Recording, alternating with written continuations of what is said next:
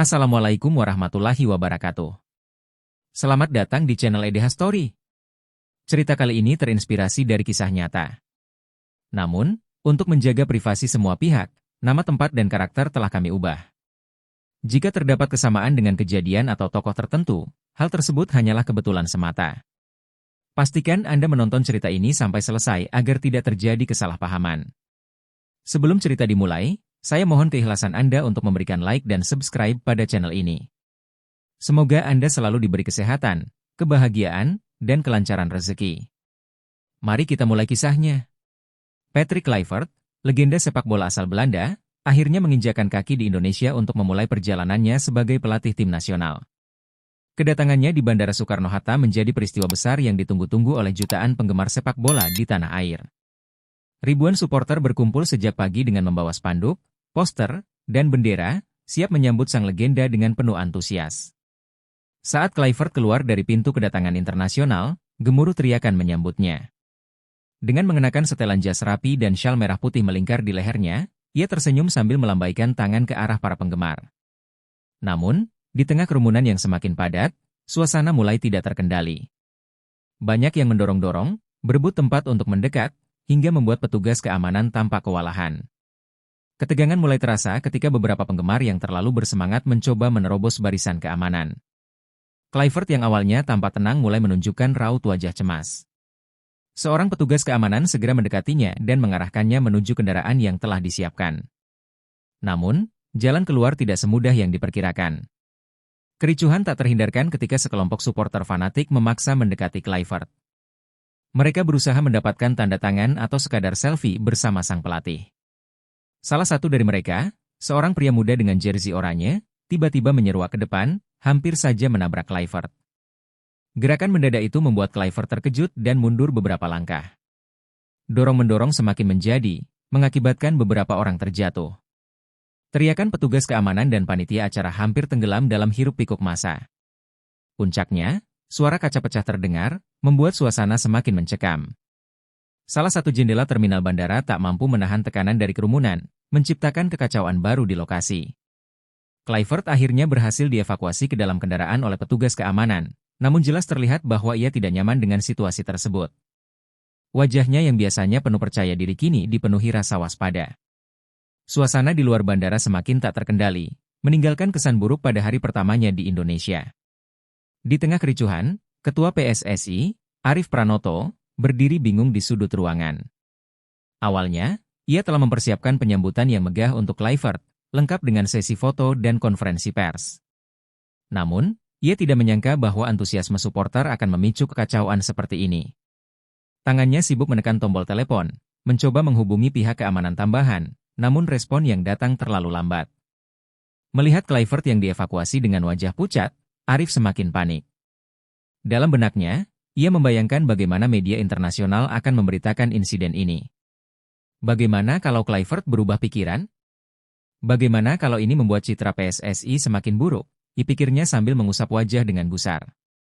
Konferensi pers yang direncanakan dengan megah terpaksa dibatalkan. Para wartawan yang telah menunggu sejak pagi pun menunjukkan kekecewaannya. Arief tahu bahwa ini bukan awal yang baik untuk kerja sama mereka. Dengan langkah berat, ia meninggalkan bandara, menyusun strategi baru untuk menyelamatkan reputasi PSSI dan meyakinkan Kluivert agar tetap melanjutkan misinya di Indonesia. Setelah situasi di bandara berhasil dikendalikan, Ketua PSSI Arief Pranoto segera mengumpulkan para anggota penting dalam organisasi untuk mengadakan rapat darurat di kantor pusat PSSI. Wajah-wajah cemas terlihat di sekitar meja rapat, mencerminkan kekhawatiran yang sama. Bagaimana melanjutkan kerjasama dengan Patrick Kluivert setelah insiden memalukan itu? Arief membuka rapat dengan suara berat, "Kita punya masalah besar."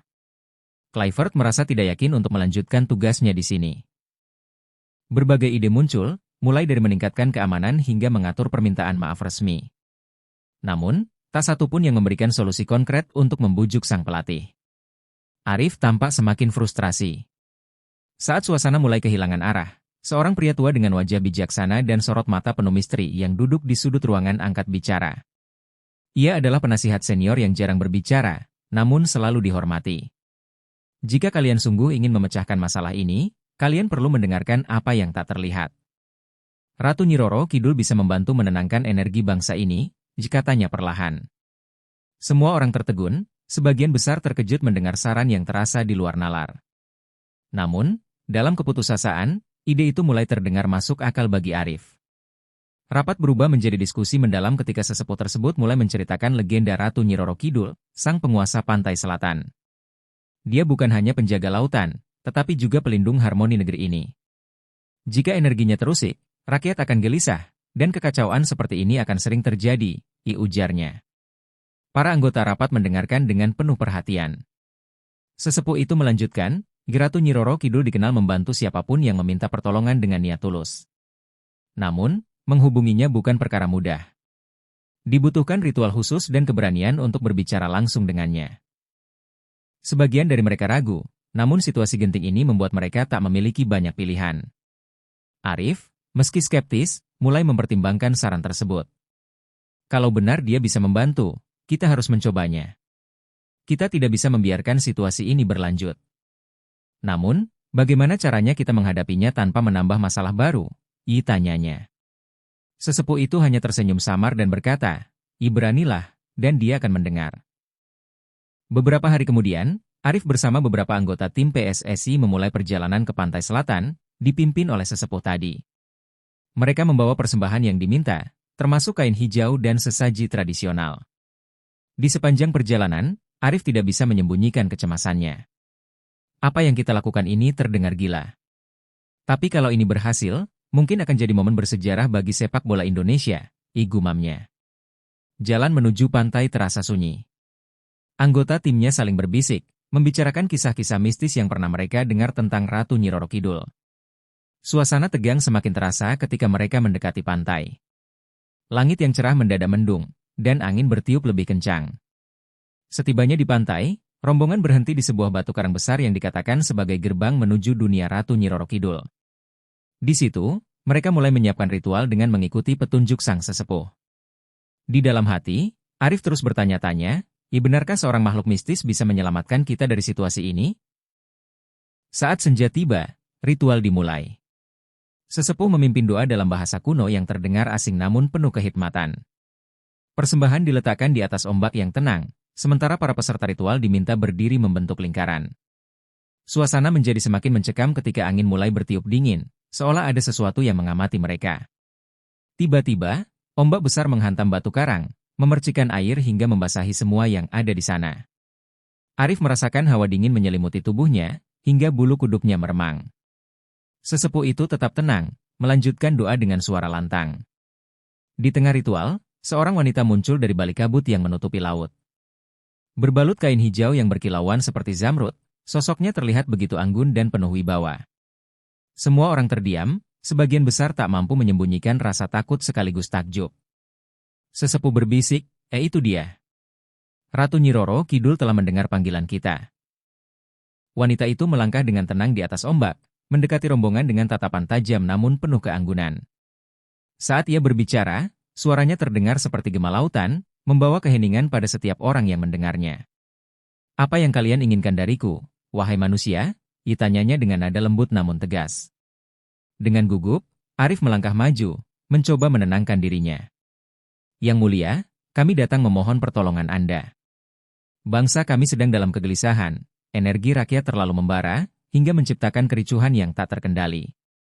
Kami memerlukan harmoni dan ketenangan agar semuanya kembali teratur, ucapnya dengan suara bergetar. Ratu Nyi Roro Kidul menatapnya dalam-dalam, seolah membaca niat di balik permohonannya. Energi rakyatmu bukanlah masalah utamamu, wahai pemimpin. Ketulusan dan kebijaksanaanmu sebagai seorang pemimpinlah yang akan menjadi jawaban. Namun, aku akan membantu sekali ini. Ingatlah, segala sesuatu memiliki harga, katanya dengan nada penuh misteri. Arif hanya bisa mengangguk, menyadari bahwa pertemuan ini lebih dari sekadar memohon pertolongan. Ratu Nyi Roro Kidul mendengarkan permohonan Arif dengan saksama. Setelah beberapa saat hening, ia menyetujui permintaan tersebut. Aku akan menenangkan energi rakyatmu dan membantu membawa harmoni dalam sepak bola negaramu, ujarnya. Namun, nadanya berubah menjadi tegas. Namun, ada syarat yang harus kau patuhi. Harmoni harus tetap dijaga, dan sepak bola Indonesia tidak boleh menjadi ajang kepentingan pribadi.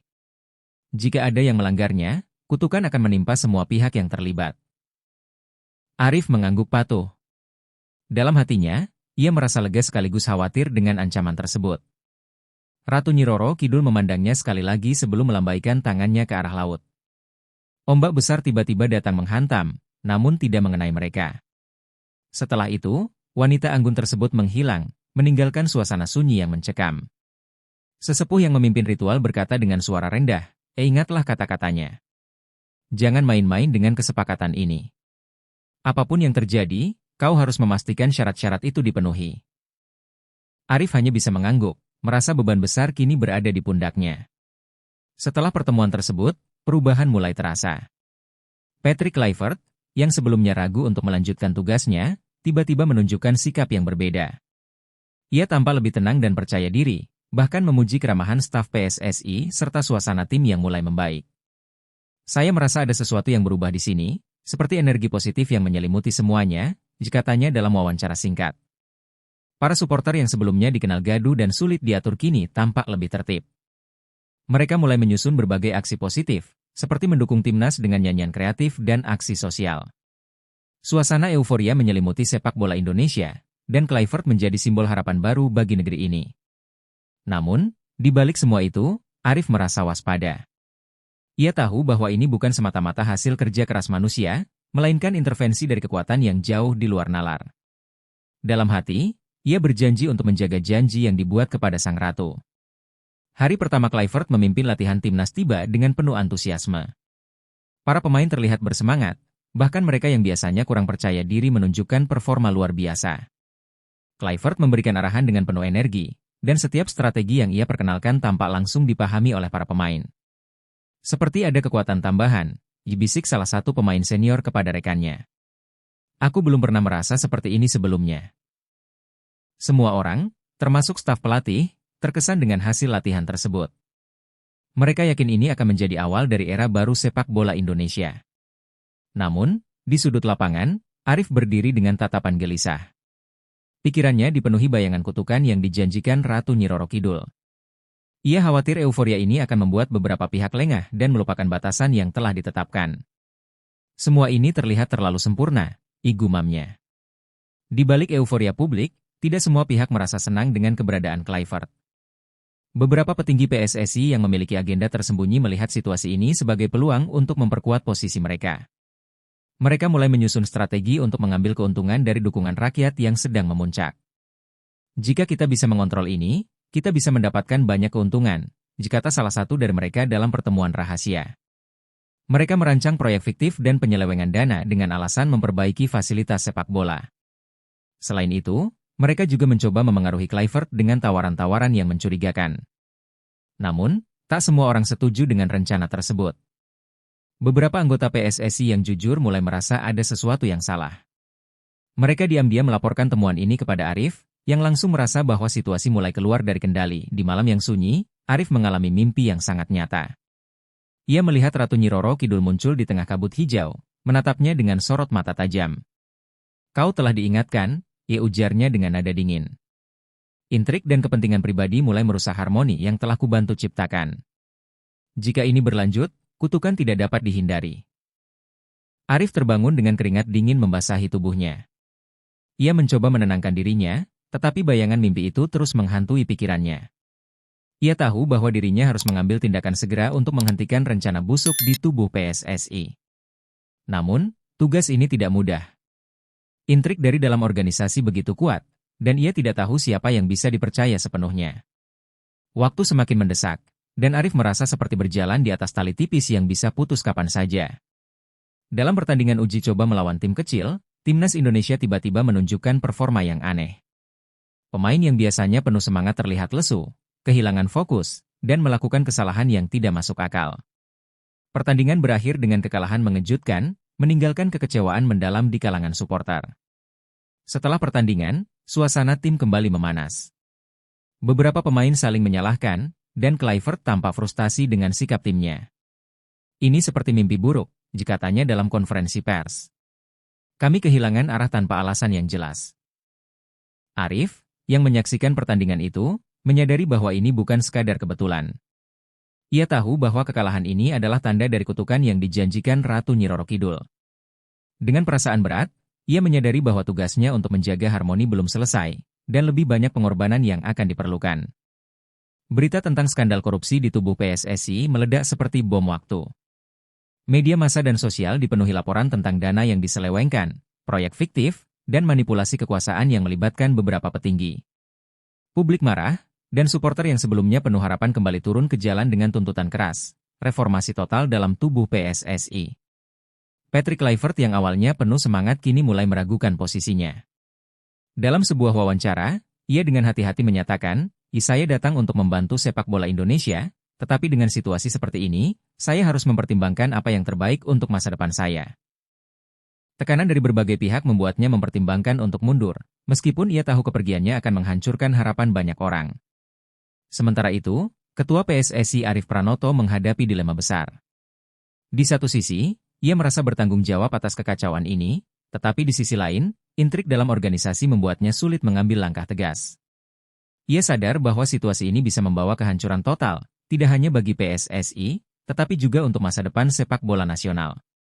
Dalam keputusasaan, Arief memutuskan untuk kembali ke Pantai Selatan dan melakukan ritual kedua untuk memohon bimbingan dari Ratu Nyi Roro Kidul. Kali ini, ia tidak membawa rombongan besar, hanya dirinya dan sesepuh yang pertama kali membimbingnya. Ketika ombak besar kembali menyelimuti pantai, sosok Ratu Nyi Roro Kidul muncul, kali ini dengan aura yang lebih dingin dan penuh wibawa. "Apa yang kau inginkan kali ini?" ditanya Ratu dengan nada tegas. Arief berlutut, memohon maaf atas pelanggaran yang terjadi dan meminta kesempatan kedua untuk memperbaiki semuanya. Namun, Ratu tidak lagi semudah sebelumnya. Kata-kata tidak cukup. "Aku ingin melihat tindakan nyata. Pilihlah, wahai manusia, melindungi orang-orang di sekitarmu yang korup, atau menyerahkan mereka demi kebaikan sepak bola negaramu," ujarnya. Arief terdiam, merasakan beban keputusan yang begitu berat. Jika ia mengungkapkan kebenaran, ia tahu dirinya akan kehilangan segalanya, termasuk posisinya sebagai ketua PSSI. Namun, jika ia terus melindungi para kroninya, sepak bola Indonesia akan hancur di bawah kutukan Ratu Nyi Roro Kidul. Setelah bermalam merenungkan pilihannya, Arief akhirnya memutuskan untuk melakukan hal yang benar. Dalam konferensi pers yang mengejutkan seluruh negeri, ia mengumumkan pengunduran dirinya dari jabatan ketua PSSI. Tidak hanya itu, ia juga membongkar semua skandal korupsi di tubuh organisasi, menyebutkan nama-nama yang terlibat dan menyerahkan bukti kepada pihak berwenang. "Sepak bola Indonesia lebih besar daripada individu manapun, termasuk saya. Saya mundur agar reformasi yang nyata bisa dimulai," katanya dengan suara tegas. Langkah ini memicu gelombang perubahan besar. Para petinggi korup ditangkap, dan posisi kosong di tubuh PSSI diisi oleh orang-orang yang berkomitmen pada transparansi dan integritas. Patrick Kluivert, yang awalnya hampir memutuskan untuk pergi, tergerak oleh keberanian Arief. "Keberanian seperti ini jarang saya lihat. Saya akan tetap di sini, untuk melanjutkan apa yang sudah kita mulai," katanya kepada media. Keputusan ini membawa harapan baru bagi seluruh bangsa. Dengan reformasi besar-besaran di tubuh PSSI, sepak bola Indonesia perlahan kembali bangkit. Supporter yang dulu penuh amarah kini bersatu mendukung perubahan. Mereka membentuk komunitas-komunitas positif, mendorong regenerasi pemain muda, dan membangun infrastruktur sepak bola di tingkat akar rumput. Patrick Kluivert memimpin timnas dengan penuh dedikasi. Dalam beberapa tahun, timnas Indonesia berhasil mencapai final turnamen regional dan bahkan mencatatkan kemenangan di pertandingan internasional. Kluivert menjadi simbol transformasi, sementara para pemainnya menjadi teladan baru bagi generasi muda. Ratu Nyi Roro Kidul tidak pernah muncul lagi, tetapi banyak yang percaya bahwa kehadirannya tetap terasa. Aura positif menyelimuti sepak bola Indonesia, seperti harmoni yang dijanjikan. Dalam sebuah wawancara terakhir sebelum pensiun, Kluivert berkata, "Sepak bola adalah tentang kepercayaan dan kerjasama. Indonesia telah menunjukkan kepada dunia bahwa perubahan nyata selalu mungkin terjadi." Bangsa ini kini melihat sepak bola tidak hanya sebagai olahraga, tetapi juga sebagai simbol persatuan dan harapan yang abadi.